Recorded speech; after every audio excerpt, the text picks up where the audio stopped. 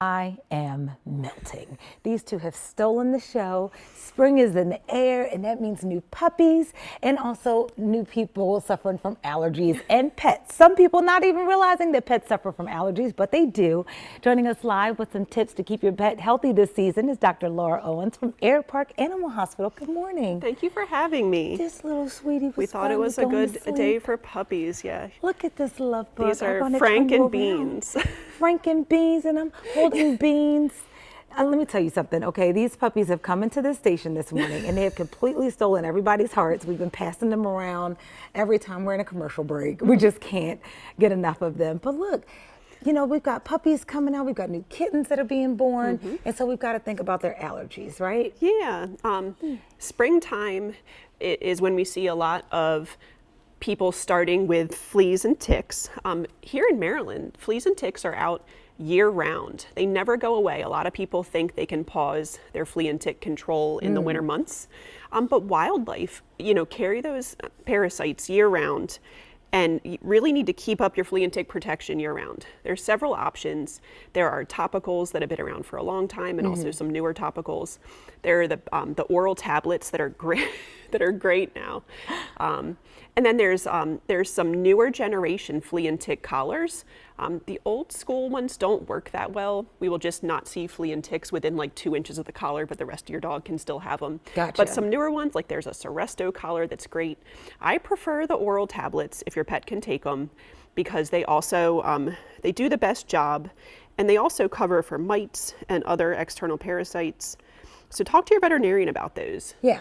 Because the most common type of allergy is a flea allergy. Really? Yeah. And you know, you did make a great point that this is something that could be around all year, but this is definitely a heavy season for them. So you definitely want to make sure they have that protection. But I didn't know there was a flea allergy. I know my dog used to be allergic to grass, which was that is a really life. Yeah, it's a really common one. Yeah, some dogs are allergic to the flea saliva, so they're allergic to flea bites, and those dogs tend to have hair loss and a lot of itching over their back end.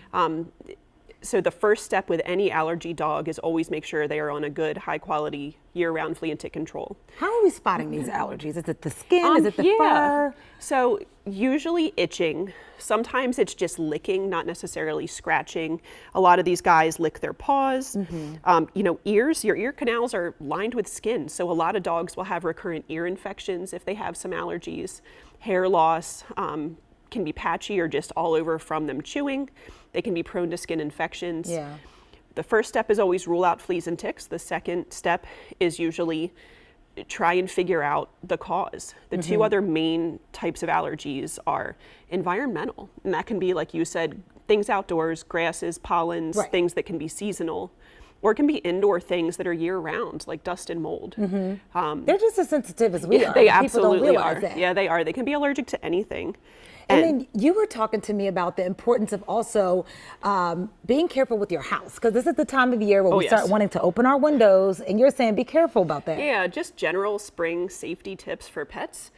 One, check all your windows before, you know, this is the time we want to open the windows, and you absolutely check your screens, make sure they don't have any rips or tears, make sure they're still fastened in there securely, because this is the time of year we see cats fall out of screen windows and get lost, or dogs bust through them when they go to sniff. So check that. And then the other big one is flowers and plants. It's gardening season. Everybody has their Easter lilies, which are probably the #1 offender. They're super poisonous to cats. They cause kidney failure. Yeah, my general rule is if you have cats, you cannot have lilies in your house, because cats are cats and they'll get wherever the flowers are. They can jump if a little petal falls off as the flower dies and lands on the floor. You know, just a tiny bit of exposure is enough. So no lilies. Okay. And then their ASPCA has a really great website for poison control in general, but they also have a whole list of all the toxic plants.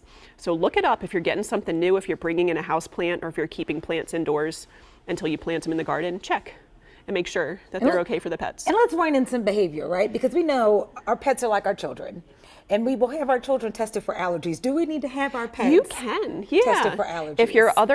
If your other things are not working, our general rule is one, decrease exposure to allergens. So if your pet's allergic to grass, wipe them down when they come in. Use just a wet washcloth or like a unscented baby wipe. Wipe off their paws.